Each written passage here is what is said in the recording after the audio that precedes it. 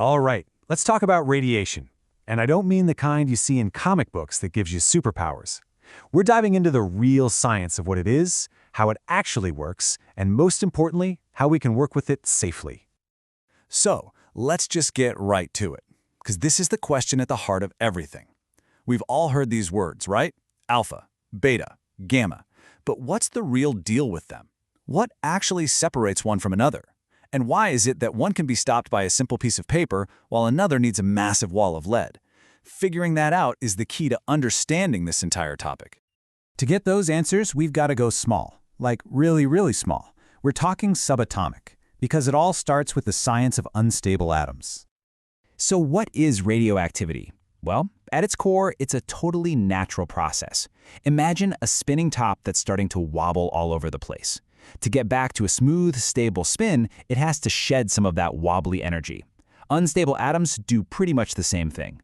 They toss out these little bits of energy or particles, which is what we call radiation, to calm down and settle into a more stable, lower energy state.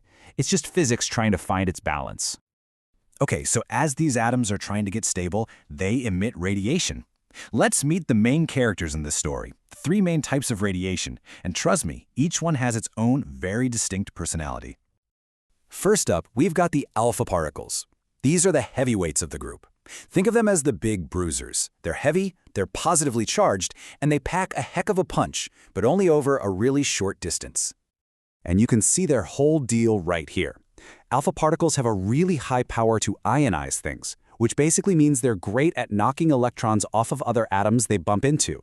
You can think of it like a bowling ball just crashing through a set of pins. It causes a ton of damage in that one little area, but it runs out of steam really fast. That's why your skin, or even a single sheet of paper, can stop it.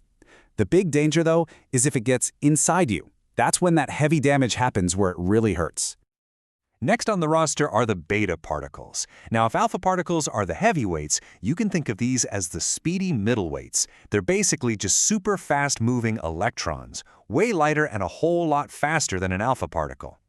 And here's where we see the big trade-off. Beta particles give up some of that raw, concentrated damaging power in exchange for speed and distance.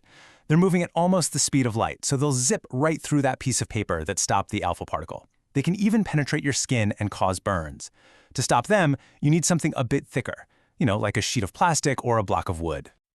And finally, we get to gamma rays, and this is where things get really different. Why? Because gamma rays aren't even particles. They're pure energy. They have no mass, no charge. They're electromagnetic waves, kind of like the X-rays you'd get at the hospital, but way more energetic. Now, because they don't have any mass or any charge, gamma rays are like little ghosts. They don't interact much with the matter they pass through, and that gives them this incredible, almost unbelievable penetrating power. They'll pass through paper, wood, even you, without slowing down. This makes them a major hazard from the outside. To actually stop them, you need something super, super dense, like many inches of lead or thick concrete. Okay, this table really just puts it all together beautifully. Look at that inverse relationship between ionization and penetration. The alpha particle, very high ionization, very low penetration. The gamma ray, the complete opposite. Low ionization, very high penetration. Honestly, if you understand this one trade-off, you understand the most important thing about radiation safety. So, we know the players, we know their personalities. Now, how do you play the game safely? Let's see how all that science we just talked about gets turned into rules that keep people safe in a lab. When you look at these rules, they might seem a little random, but they all come back to three incredibly simple and powerful principles: time, distance, and shielding. Wearing a lab coat? That's your shielding. Using tongs to handle something? That creates distance. Washing your hands? That's all about preventing internal contamination, which is basically shielding your internal organs. It's all just a direct application of the science we just covered. Okay, great. We know what it is. We know the rules for handling it. But how in the world do you measure something that you can't see, you can't hear, and you can't feel? Well, that is where the units of radiation come in. Now, this chart might look a little intimidating, but it's simpler than it seems, I promise. We're basically measuring three different things. First, how active is the radioactive source itself? Second, how much energy from that source actually gets absorbed by something, like a person? And third, and this is the most important one for us, what is the actual biological effect that dose has on the body? Let's focus on that last one, the Sievert, because this is the unit that matters most for human health.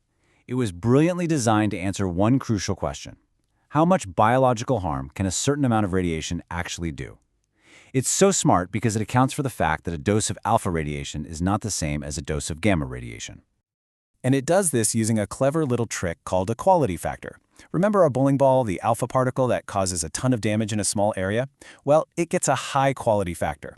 And our little gamma ray ghost that passes through without interacting much, it gets a low one.